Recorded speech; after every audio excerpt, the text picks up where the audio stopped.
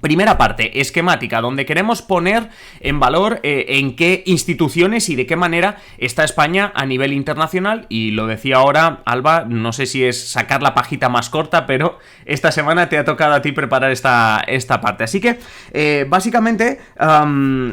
yo lo que me gustaría hacer es un poco, yo tengo aquí como una lista de instituciones en las que España ha estado o está, y me vas comentando un poco cómo estamos dentro, ¿no? Si simplemente tenemos una silla allí para calentar la silla o realmente hay algo más. Por ejemplo, evidentemente no quiero empezar preguntándote por la Unión Europea, porque además tendremos a Emilio Ordiz para hablar más en profundidad de la Unión Europea. Sí te voy a preguntar por una institución que cada vez que hablamos de economía está muy presente, el Fondo Monetario Internacional. España es miembro del Fondo Monetario Internacional, si no me equivoco, ¿no, Alba?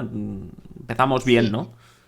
empezamos bien, sí. España es miembro del FMI, del Fondo Monetario Internacional, desde 1958. Lo cierto es que en esta institución los recursos provienen principalmente de las cuotas que aportan los países miembros, y la cuota que aporta cada país en el FMI es fundamental para determinar el poder de voto en la institución y la capacidad de acceso a sus recursos. España actualmente ostenta una cuota del 2% del total.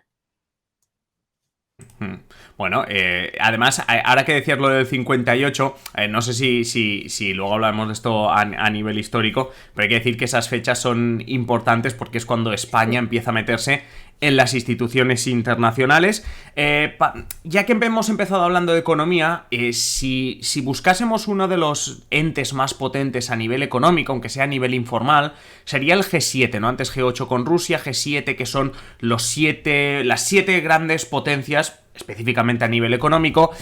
Allí no estamos, eso es evidente, pero hay una cosa llamada, Alba, G20, que es como el grupo de consolación o la final de consolación, ¿no? En el Exacto. deporte, ¿no? Ahí sí que estamos, ¿no? En el de consolación, sí. Sí, es la medallita de consolación.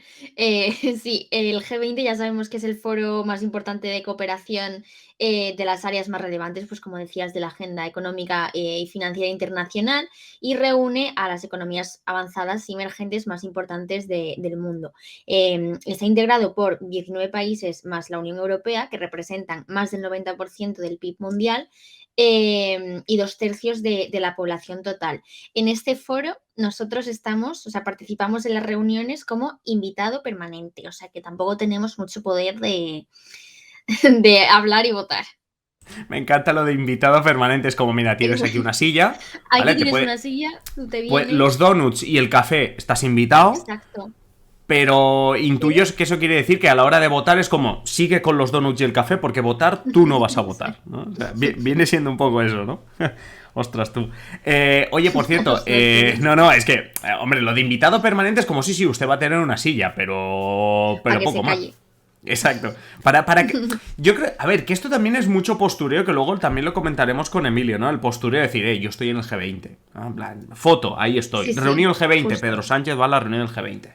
Pero bueno, que parece más postureo. Oye, otra institución económica de la que solemos escuchar, sobre todo para comparativas, datos, etcétera, que nos dan los medios de comunicación, la OCDE. Ahí España también está presente. Sí, sí, también somos miembro desde 1959, como decías, en esa década, finales de los 50, España se abrió y entró en varias instituciones, y participamos a través de la representación permanente de España ante la OCDE, que se sitúa en París. En el ámbito económico participamos a través de la Subdirección General de Relaciones con el FMI y el G20 en varios grupos de trabajo, y en materia fiscal participamos en el marco inclusivo sobre la erosión de bases imponibles y la doble imposición. Todo muy técnico. Y cuanto más técnico Sí, es lo que estás diciendo, de nuevo me recuerda al estamos ahí por estar. exacto, O sea, totalmente.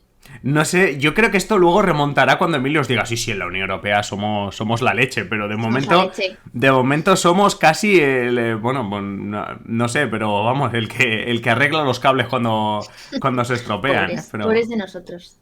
sí, bueno, oye, por cierto, me voy a tirar a la piscina, pero diría que la OCDE es, entre otras cosas, la que hace los informes PISA famosos de Sí, comparativas justo, justo, justo. de niveles, o sea, de educación en diferentes países. Bueno, ahí seguro que también pintamos algo. Hacemos la pregunta número 32 del examen, seguramente, o Sí, alguna tal. cosa. Sí, alguna cosa de esas tenemos. Pero oye, vámonos con instituciones quizá incluso más conocidas, con todos los respetos evidentemente a la OCDE. Vámonos con la principal más allá de la Unión Europea, que es Naciones Unidas. ¿Desde cuándo estamos ahí? Y ahí, ¿no? Supongo que ahí pintamos un poquito más. Sí, pues España es el undécimo contribuyente del presupuesto de la ONU y forma parte del Grupo de Ginebra. Si no Ah, me mira, para equivoco, pagar Fran, sí, seguro. ¿eh? Un décimo Para pagar sí contribuyente, ¿eh? estamos. Para pagar sí, ¿eh? Sí, Anda, mira. El café lo sí, estamos sí. pagando. Nos estamos tomando los cafés porque los estamos pagando. Los estamos pagando. Creo que entramos en el 1955. Fran, corrígeme, por favor. Sí, con los pactos Es de así, Madrid ¿no? del 53, ¿verdad, Fran? Sí, sí, sí. Correcto, correcto, correcto. Exacto. Bien, bien. Ya, Fran, no hace falta que hagas Pues ninguna sección tú después, ¿eh? Ya. ya lo Ya tienes están hecho. todas hechas, sí. Pues eso, que formamos parte del Grupo de Ginebra, que está formado por los mayores contribuyentes y realiza pues un seguimiento exhaustivo de las cuestiones administrativas y presupuestarias del sistema de la ONU. Desde que entramos en esta organización, las prioridades españolas han sido siempre los asuntos humanitarios y también participamos, por ejemplo, en otras organizaciones dentro de Naciones Unidas, como la OMT, la Organización Mundial del Turismo, que de hecho su sede está aquí en Madrid desde el 75, o la OSCE, que es la Organización para la Seguridad y la Cooperación en Europa, que, bueno, que es una organización de seguridad paneuropea, etcétera. Sí.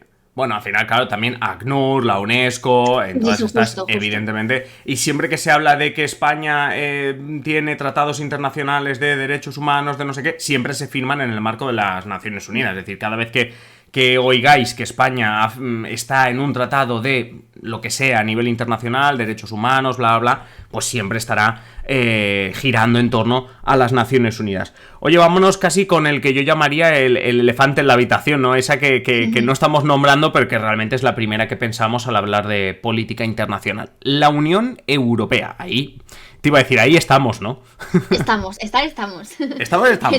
Estamos. España cuenta con 59 representantes en el Parlamento Europeo y en términos financieros, los últimos datos de 2017, que son los últimos que he encontrado, dicen que la Unión Europea tiene un gasto de casi 10 millones de euros en España. Esto supone un 0,83% de la renta nacional bruta del país. ¿Cómo contribuye España al presupuesto de la Unión Europea? Pues con 8.080 millones de euros, que es un 0,69% de su renta nacional bruta.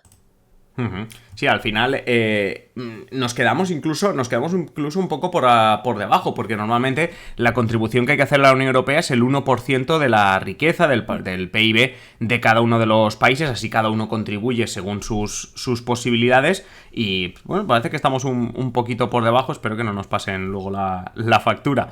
Y bueno, terminamos este repaso con una institución de la que hasta hace un año y medio pues prácticamente ni se hablaba. Es más, el presidente francés dijo en su momento que estaba en muerte cerebral. Evidentemente estamos hablando de la OTAN, que ha cobrado vida, pero ¿de qué manera en el último año? Y en la que España también lleva muchos años. Sí, exacto. Y de hecho, bueno, organizamos la cumbre de la OTAN el pasado mes de junio. Yo todavía me acuerdo de todos los coches blindados pasando por todas las calles de Madrid.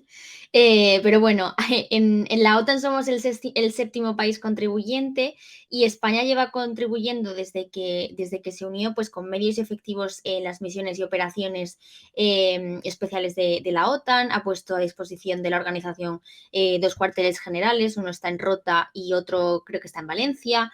En fin, vamos colaborando pues como podemos un poco, pero sí, ahí estamos muy presentes. De aquí sí que se nos han quejado, bueno, sobre todo en la época de Donald Trump como presidente de los Estados Unidos, que reclamó a todos los países europeos, evidentemente España entre ellos, que no estábamos poniendo el dinero suficiente para la OTAN. En principio, todos los países estamos obligados a poner el 2% de nuestra riqueza en defensa. Y evidentemente la inmensa mayoría de los países que forman parte, no solo los europeos, no estamos llegando a ese 2%. Estados Unidos es el mayor contribuyente, es de los que más está poniendo. Y recordemos, tú ahora hablabas de esa cumbre de la OTAN en Madrid, recordemos la polémica, no sé, la enésima dentro del gobierno, que fue cuando el PSOE se comprometió, con razón de esa cumbre, a que España en los próximos años trataría de llegar a ese 2%, bueno, no sé si llegar al 2%, pero sí aproximarse mucho a ese 2% de inversión en defensa. Repasito hecho, muchísimas gracias, Alba.